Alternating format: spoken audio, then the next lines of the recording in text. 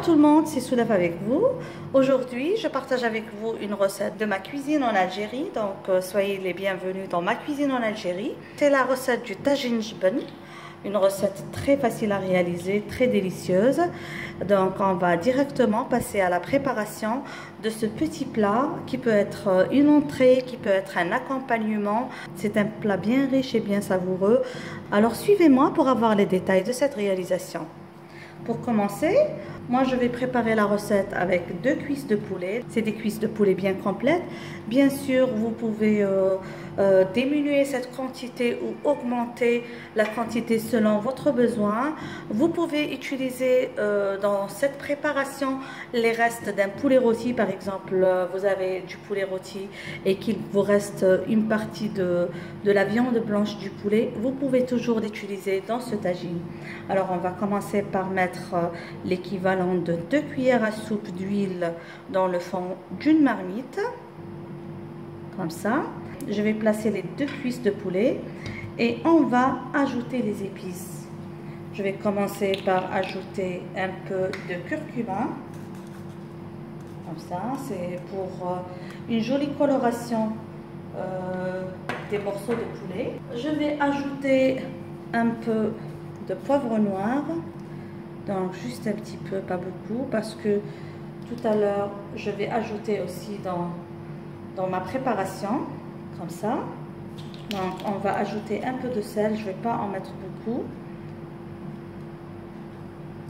Là j'ai mis l'équivalent d'une demi-cuillère à café de sel. Je vais ajouter aussi un peu de coriandre en poudre, donc c'est les graines de coriandre. Pas la coriandre verte fraîche, mais de la graine de coriandre en poudre. Je vais aussi ajouter un peu de paprika.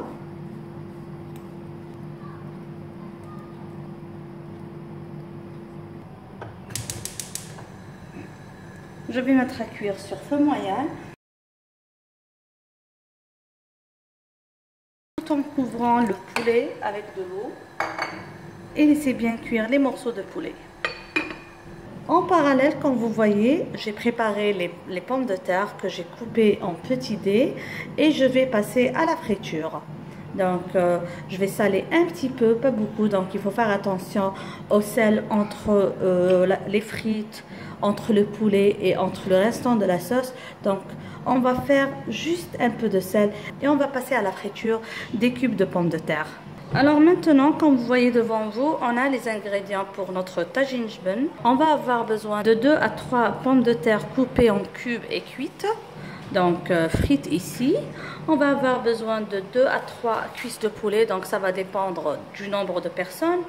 On va avoir besoin de presque 150 g de fromage râpé. Vous pouvez utiliser les dames, vous pouvez utiliser les mentales, vous pouvez utiliser le cheddar.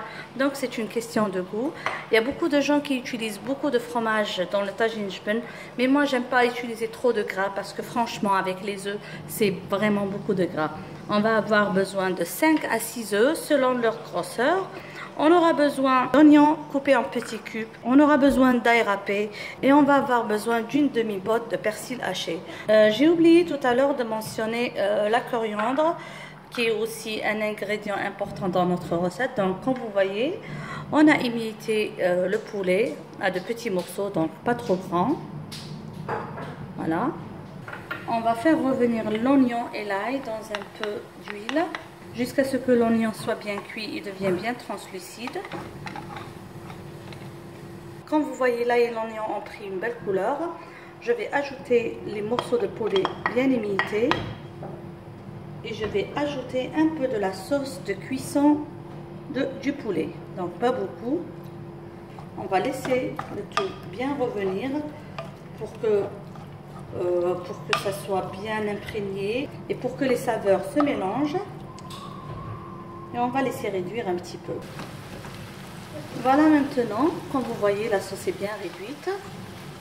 Donc, on va ajouter le persil. Et on va ajouter la coriandre hachée. Et on va retirer notre sauce du feu et la laisser bien refroidir avant de passer à la préparation de tagine jbin. Dans un large saladier, on va placer les cubes de pommes de terre. On va ajouter le fromage râpé. On va bien mélanger et on introduit le mélange de poulet. Comme vous voyez, c'est une recette très simple, mais il faut s'y prendre à l'avance pour préparer le plat un peu plus tôt. Donc on mélange bien le tout, comme ça.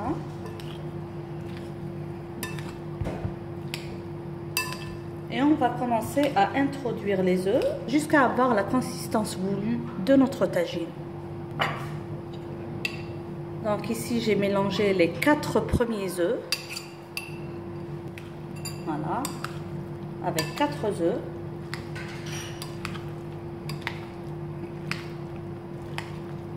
C'est un peu imprégné, donc je vais ajouter encore 2 autres œufs et voir si mon mélange est bien liquide pour avoir un tagine jbin bien moelleux et pas trop sec. Donc là, j'ai ajouté 4 œufs. Comme vous voyez, c'est quand même un peu liquide. Je vais encore ajouter 2 autres œufs. Voilà, j'ajoute encore 2 œufs.